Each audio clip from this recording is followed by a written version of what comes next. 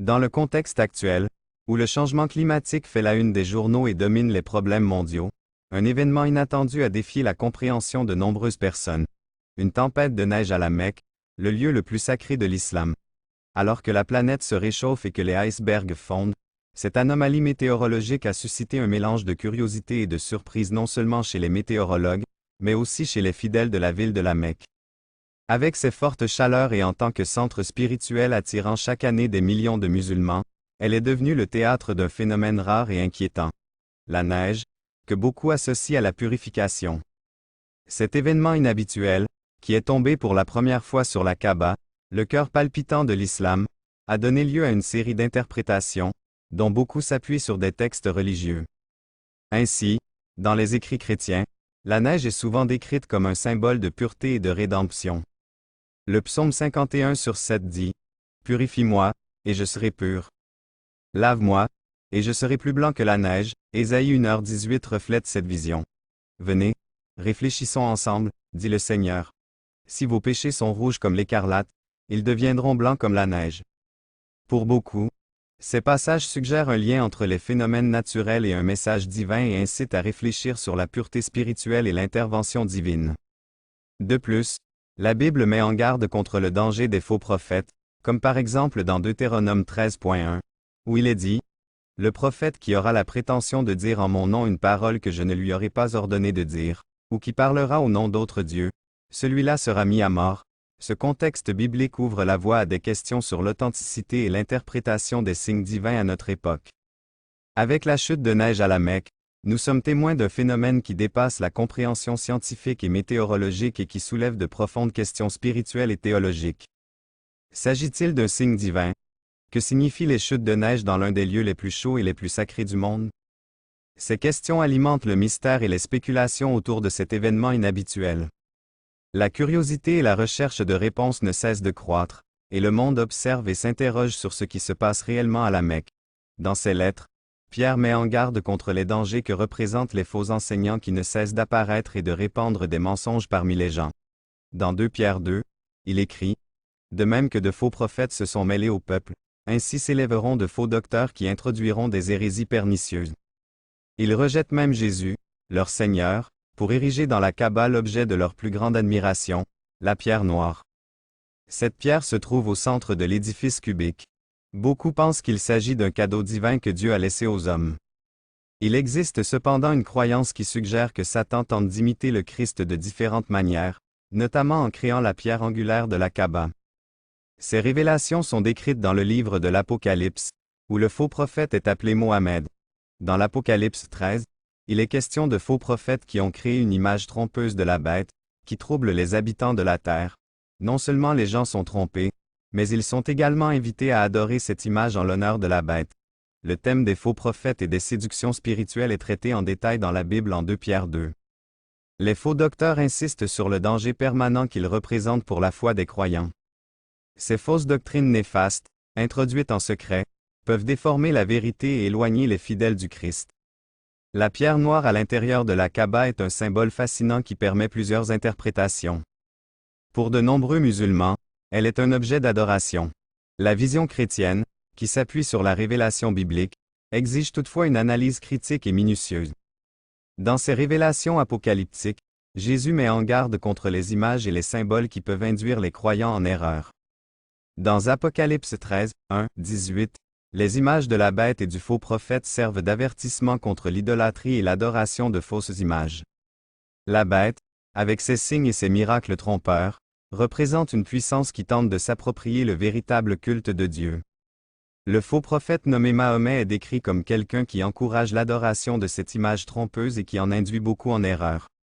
La discussion sur la Kaaba et la pierre noire dans le contexte biblique soulève d'importantes questions théologiques et spirituelles.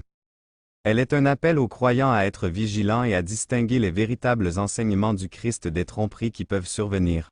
L'avertissement de Pierre et les révélations apocalyptiques de Jésus sont une exhortation pressante à tenir bon dans la foi et à rechercher la vérité parmi les nombreuses voix qui réclament de l'attention dans le domaine spirituel. Au vu de tout cela, une question intéressante se pose. Comment pouvons-nous reconnaître la vérité parmi tant d'enseignements et de symboles religieux qui se font concurrence pour notre foi? Cette image porte en elle un symbolisme profond, lié aux références bibliques aux blessures de l'épée, associées à l'épée tranchante qui en émane, la bouche de Jésus-Christ. Cette épée symbolise le jugement et l'autorité divine et joue un rôle crucial dans les prophéties bibliques. Si nous étudions plus en détail la révélation des Écritures, nous constatons que Jésus révèle de profonds secrets. En Apocalypse 1,7 à 8, il nous parle d'un animal qui avait autrefois disparu et qui est destiné à revenir, mais à être détruit. Ce mystère d'alternance d'existence et de non-existence est particulièrement intéressant pour ceux qui ne sont pas inscrits dans le livre de vie. Selon les Écritures, la bête a été jetée du ciel et est désormais associée à la pierre noire. Beaucoup ne comprennent toujours pas la véritable signification de la Kaaba. Beaucoup pensent qu'elle contient quelque chose de divin et continuent donc à prier avec ferveur. Jésus nous conseille de quitter la grande ville. Il avertit les croyants de ne pas suivre le même chemin en Arabie Saoudite. Bien que l'entrée des chrétiens soit autorisée en tant que travailleurs étrangers, la pratique publique de la foi chrétienne est limitée, de sorte que beaucoup sont contraints de prier en secret dans leur maison. Cette restriction peut être frustrante pour ceux qui ne peuvent pas vivre leur foi ouvertement. Il est donc conseillé de chercher un endroit où l'on peut adorer Dieu librement parmi des personnes qui partagent la même foi. En ce qui concerne la Kaaba, les musulmans croient qu'elle a été construite par Abraham, appelé Ibrahim en islam, et son fils Ismaël. Mahomet, d'abord rejeté à la Mecque, a trouvé refuge à Yatra, connu aujourd'hui sous le nom de Médine. Après son retour triomphal, la Kaaba est devenue le centre de la foi islamique et du Pâle. Ainsi, ce lieu a une signification profonde et complexe, à la fois historique et spirituelle. L'épée mentionnée dans l'Apocalypse, qui sort de la bouche de Jésus, est une puissante métaphore du jugement divin et de la vérité immuable. Apocalypse 17 décrit une bête qui apparaît, disparaît et revient, et qui est un mystère pour ceux qui ne sont pas dans le livre de vie. Cette bête représente les forces du mal, a été jetée hors du ciel et son association avec la pierre noire rend son interprétation mystérieuse et contradictoire. Bien que beaucoup considèrent la Kaaba comme un lieu sacré dont la signification repose sur des révélations politiques, une approche critique met en garde contre les illusions qui peuvent détourner les croyants de la vraie foi. La recommandation de Jésus de quitter la grande ville peut être comprise comme un avertissement et un danger contre l'idolâtrie et le faux culte en Arabie Saoudite. L'exercice public du christianisme y est fortement limité, de sorte que beaucoup sont contraints de pratiquer le culte en secret dans leur maison.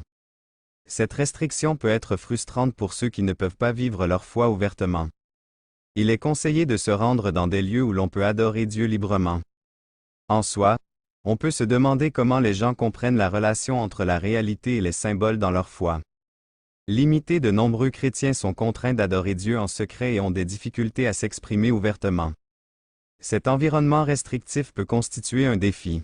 Il faut donc trouver un lieu qui respecte la liberté de religion et où les croyants peuvent se rassembler. L'histoire de la Kaaba, depuis sa construction jusqu'à son ascension en tant que centre du pèlerinage islamique, est riche en traditions et en significations. D'abord rejetée à la Mecque et cherchant refuge à Médine, elle est revenue victorieuse et a cimenté la Kaaba comme symbole central de l'islam.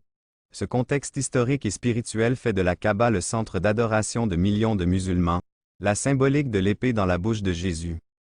Associée aux énigmes apocalyptiques sur la bête, elle offre un regard profond sur le jugement et la vérité divine. La bête et la pierre noire, telles qu'elles sont mentionnées dans les Écritures, incitent à la réflexion sur les dangers de l'idolâtrie et de la fausse adoration. Ce récit invite les croyants à reconnaître la vérité et à se détacher des illusions spirituelles. Il pose la question fascinante de savoir comment reconnaître la vraie foi et éviter l'illusion spirituelle dans un monde rempli de symboles religieux et de doctrines concurrentes. Avant l'avènement de l'islam, la Kaaba, le lieu saint de la tradition islamique, contenait non seulement une pierre noire, mais aussi plusieurs statues de divinités païennes. On dit que Mahomet, après son retour victorieux à la Mecque, a purifié la Kaaba en détruisant toutes les idoles, restaurant ainsi le sanctuaire du monothéisme lié à Abraham. Dans la tradition islamique, on pense que la Kaaba a été bénie par Ismaël, le fils premier-né d'Abraham, ce qui a donné naissance à la pratique du pèlerinage annuel et des rituels de sacrifice, que l'on observe encore aujourd'hui. Dans le christianisme, Abraham est loué, comme le rapporte le Nouveau Testament, comme un homme ayant une foi profonde et obéissant à Dieu. Chez les musulmans, Abraham est vénéré comme un prophète et est considéré comme l'ancêtre de Mahomet via Ismaël. De leur point de vue, Ismaël est considéré comme le fils élu d'Abraham sur le plan religieux. Cela ne diminue toutefois pas l'importance d'Isaac, l'autre fils d'Abraham, qui est né conformément à la promesse divine et qui est considéré comme l'héritier légitime dans la tradition judéo-chrétienne. Dans le récit biblique, Isaac est souvent présenté non pas comme un guerrier, mais comme l'héritier de l'héritage spirituel d'Abraham. Dans l'histoire d'Abraham, il est également fait mention d'Agar, la servante de Sarah, la femme d'Abraham. Bien que Sarah ait été la femme d'Abraham choisie par Dieu, le fils d'Agar, Ismaël, n'est pas reconnu comme un héritier divinement élu. Dans la tradition judéo-chrétienne, cette distinction est souvent mal comprise et peut prêter à confusion quant au rôle d'Isaac et d'Ismaël dans les Écritures. Le concept de l'Antéchrist et du mensonge de Dieu est un sujet complexe qui a une signification profonde. L'Antéchrist, également connu sous le nom d'homme de péché, est décrit comme quelqu'un qui, avec l'aide de Satan, accomplira des miracles et des signes afin de tromper les gens jusqu'au retour du Christ. Cette idée est discutée dans la deuxième accent aigu épître aux Thessaloniciens, où il est souligné que l'Antéchrist utilisera des tromperies pour détourner les croyants de la vérité de Dieu. L'Écriture semble envoyer un avertissement clair aux gens pour qu'ils fassent attention où et comment ils prient, et pour les mettre en garde contre la possibilité d'adorer un faux Dieu à la place du vrai. Ce message fait fortement écho à la nécessité du discernement spirituel et à l'importance de rester fidèle à la vérité révélée par Dieu. La purification de la Kaaba par Mahomet et le rétablissement du monothéisme constituent un tournant dans l'histoire de l'islam. La Kaaba, qu'Ismaël considérait comme bénie, est le symbole central de la foi musulmane et souligne la continuité du monothéisme depuis l'époque d'Abraham. Dans le christianisme, en revanche, la filiation spirituelle d'Abraham est vue à travers Isaac, promis par Dieu. Dans la tradition, Abraham est un modèle d'obéissance et de foi. Dans l'islam, il est un prophète et un exemple de soumission à Dieu. Dans le christianisme, il est loué pour sa foi inébranlable et comme père de tous les croyants. La relation entre Ismaël et Isaac symbolise les différences théologiques entre les deux religions, mais illustre également l'importance de la tolérance dans la foi. La mise en garde de Dieu contre les dangers de l'adoration de faux dieux est un thème constant dans la Bible.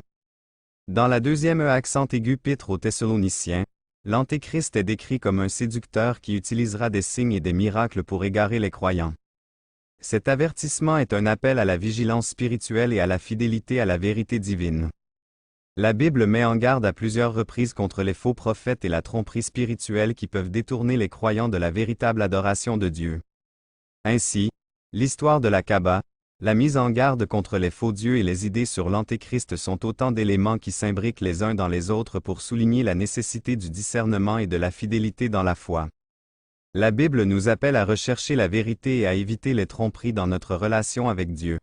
Comment reconnaître la vraie foi et éviter la tromperie spirituelle dans un monde rempli de symboles religieux et de doctrines concurrentes est une question qui ne cesse de défier et d'inspirer les croyants dans leur cheminement spirituel.